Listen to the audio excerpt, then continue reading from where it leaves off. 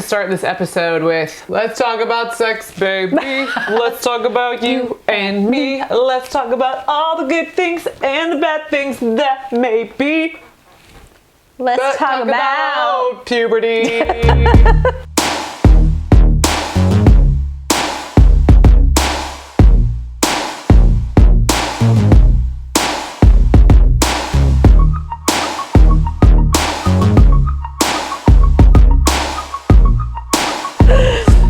So puberty is the topic of the day. Mm-hmm. Been there, done that. How was puberty for you growing up, Brittany? I gained a lot of weight. Okay. My face was covered in acne. Oh, me too. I had some bad acne. I got periods when I was 11. That was about the time I started. Yeah. Mm-hmm. So I feel like it was a little bit on the younger side. My periods were terrible. I mean, it was like... My sisters were real bad. Yeah, it was like 7 days. I had not gotten my period yet, but my sister, man, she scared me with just her horrific periods, the heaviness that she had of them. Just like, I'm dying. I had a conversation with her the other day, and we reminisced a little bit about our childhood and how uncomfortable it was to talk about really anything in regards to this in our house. Mm-hmm. No blame on anybody. That's just how it was. And I think in different families, different things. Like, how was it talking about this kind of stuff in your house? Like, we would never talk to my dad about this kind of stuff. He was not, but my mother was very open. And we had many, so I had an older sister. So by the time I hit puberty, like, a lot of my questions were already answered and I pretty much knew what was going on. I had gotten my period, and it just was so awkward. Yeah. So I got home, and like my mom told my dad, and like they're congratulating me, and I'm just like, oh, I didn't see that coming. Really, honestly, I didn't want to get my period. I remember I would pray, I don't want my period. I don't want a period. Please don't. I don't want it. I don't even know what it is, but I don't really want it. For good reason. It just scared me from my sister. I assume my mother told my dad, like, probably that same night, but he never said anything to me like that. That never happened. And I'm like, this is TMI, it's kind of gross, I'm sorry, but it's kind of a gross topic anyway. But like, I brought her the tissue, I'm like, what is this? She was like, you started your period. I'm like, oh, okay. To me, it's though that like, you remember and I both remember like how it all went down. And so that makes me think like, okay, I need to prepare myself for my own daughters on how I'm going to handle how this. you're going to react to it. The kids call it the sex talk, like at the school. So like Reagan had to go through that this year. Yep, Grace. And all the kids get so excited, but like nervous, but yet they don't want to miss out on it. And anymore, the videos are pretty up to date and really good. And we kind of have to like stick to the script as teachers do when we were talking about it. Well, it's not that much about like sex. It's all about like your really not body and like it's like about hygiene and how to prepare yourself. Like I loved that like they suggested and I suggested this also to my sister to put like a little like case in if you have a daughter and put it in her backpack in case she were to start at school, or if she does go to dad's, make sure she has something there for if something happens at dad's house. And this is how your body's going to change, and you need to take showers more often, and it really is very educational. I remember a funny story when Grace did that class. I remember picking her up from school that day, and we're driving home, and she's like, "And Mom, I can get pregnant at any time." Like almost like spontaneous combustion, like you can just pregnant. I was just like, okay, but that's not totally happening. She's like, no, they said it could happen at any time. And she was so like the conviction, and I'm like, I can't even keep a straight face. I'm laughing because I'm like, I know what they said, but this is what they meant. And I had to break it down and explain it kind of in levels. And she finally was like, oh. See, it's good though that you guys can have an open dialogue, that she can explain that to you, that you can ask that, like that you have that, you know, that healthy dynamic. It takes away the fear, because the scary thing is not knowing and not understanding. Yeah.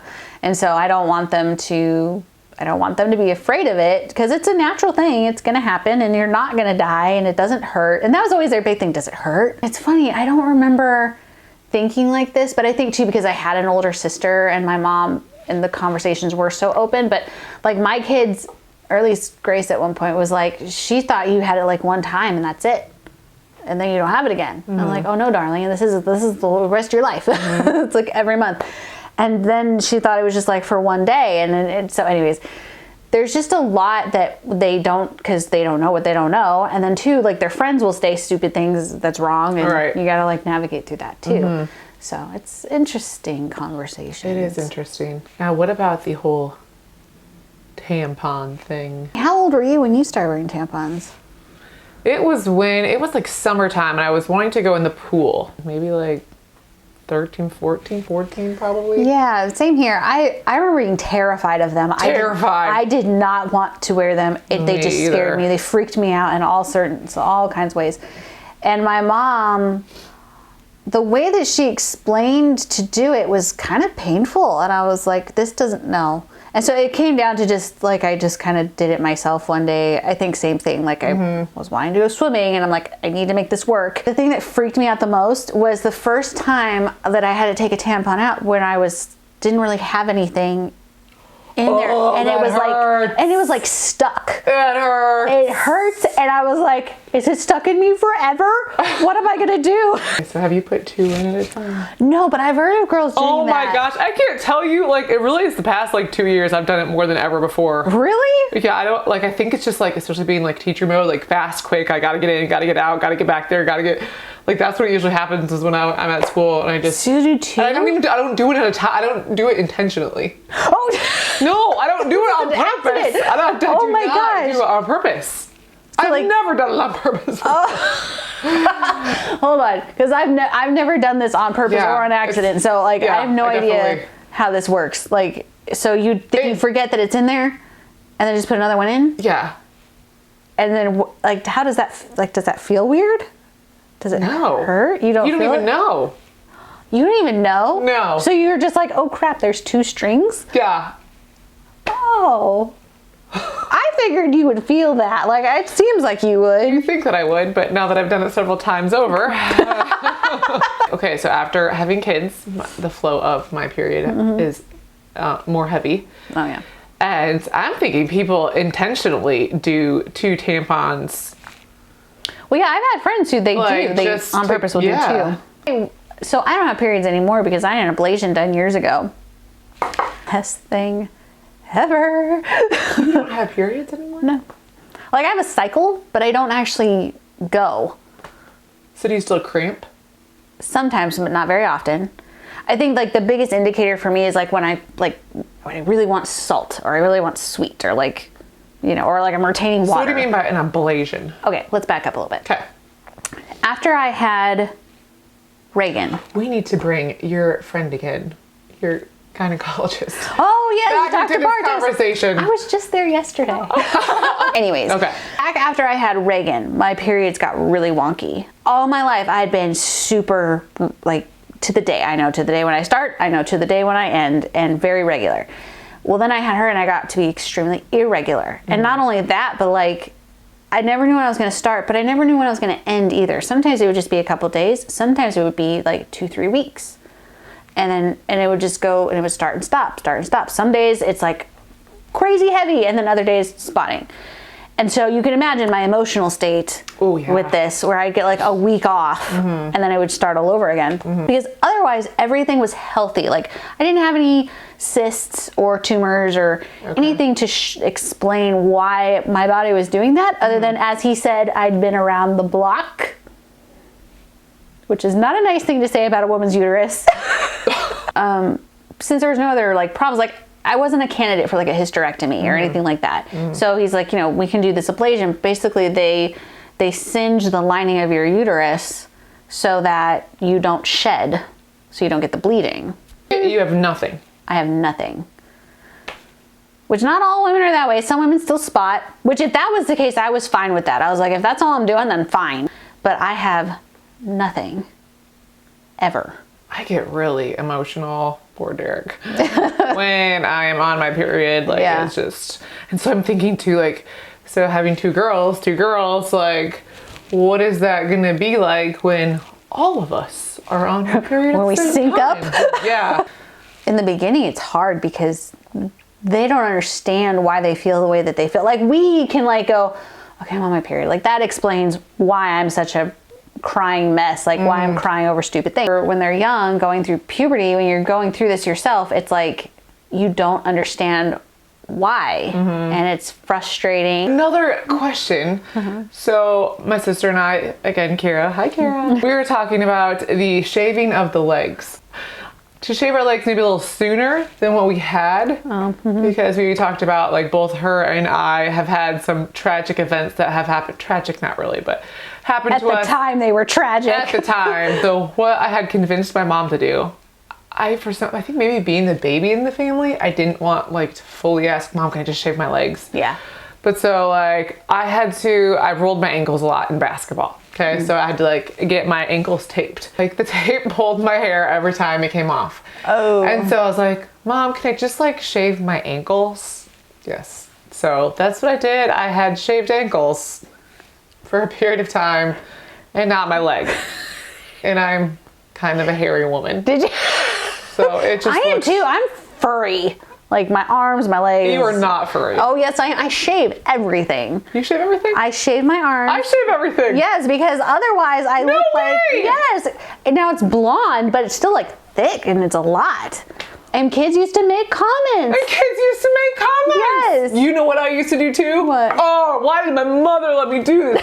Mother, it's not your fault. Father, it's not your fault. You were just working with what you had here. But so, okay, so I used to bleach my arm hair. It just looked terrible. And it grew out with roots. You have roots with your arm hair. You do. Yep, that happens. And then, true confessions here. I had the lip, the hairy lip. And my mom never had that issue. And so like, this has kind of been maybe a prior conversation that we had. We've talked about this. In high school, I waxed my lip on my own. And so it was every Monday, like that I would come back with like marks, like sores. Yeah. Because I didn't know how to do it the right way. Yeah. And my mom, again, wouldn't know how to do that because that's just not her thing. But so like, but they just, what I love about it is my parents just kind of like, all right, it's just doing her thing again. Like, when is it time to talk to your kid about, do you encourage them to shave your legs so you don't get made fun of? Or do you just allow them to come to you on your own or on their own? I don't know. I think it's kind of like a combination of both because kind of the rule in our house is 6th grade is the year. 6th grade is the year you can start wearing makeup to school and you can shave. And whether or not you want to is up to you, but that's when you have the option to. And Grace was really good about asking, like stepping in, like, how do I do this and all that kind of stuff. But like she didn't want to wear makeup. Like all her middle school years, she's not into makeup. Her and I tend to butt heads about like how often to shave because she's low maintenance, kind of like your mom. Like she's just like, it's fine. Nobody can see it. It's fine. And then she does this. And I'm like, I don't know. It's kind of tricky because on one hand, I'm like, if you're good, then you're good. You're right. But at the same time, I'm like, I don't want someone to hurt your feelings like that. And I've told her that too. I'm like, I'm just saying this because I don't want you to get your feelings hurt. Someone you care about makes a comment. So Faith she kind of has hair like me. And I feel as though she's starting to like get a little bit of the unibrow. Eyebrows are a big deal in this house. They are a big deal. Talked about this. Maybe that's why she's so into eyebrow drawing. You were just like, I don't know why. It's all coming together. But I did notice in her picture, she like drew herself with a little unibrow. Oh, maybe she does perceive herself now with that. It's like, how would you talk to your child about if they had like a unibrow going on and say like elementary level, like, do you just let them work it or do you encourage them to do something about it? I guess it depends on the kids to keep it as positive and, like not like it's a problem. You brush your teeth, you wax your brows, Well, especially since eyebrows are such a topic in the house. Like, do you want to get your eyebrows? Because I've offered for Grace to take her and get her eyebrows done. Okay. But she doesn't want to because it hurts. So she's like, nope, I'm good. That's another thing that did not grow back for me because I think I waxed them so much is my eyebrows. Like in a bad way? Like kind of in a good way, almost. Like I don't have to pluck them anymore. That's Granted, awesome. I got like the tattooing done. But Yeah. okay, anything left with puberty? It's awful, and I'm really glad I'm done with that and don't have to relive it. And I feel for my children who are going through it now. I was scared with all the developments going on, or really not going on. But so I didn't really have somebody that I could talk to about those things. I just thought that something was wrong with me. And so me taking away from that, but also the kids at school that have questions, and I'm just there to try to make them feel comfortable, to be able to ask me anything. It's the same thing in my household. Helping our girls to feel just comfortable with whatever questions or whatever things they want to talk about. Safe place. So, yeah. How is Derek with all that kind of stuff? I think that Derek is a really good girl dad. I think so too. Like he seems to be totally down with whatever we got to talk about. He's a really good girl dad. God chose girls for our family for a reason.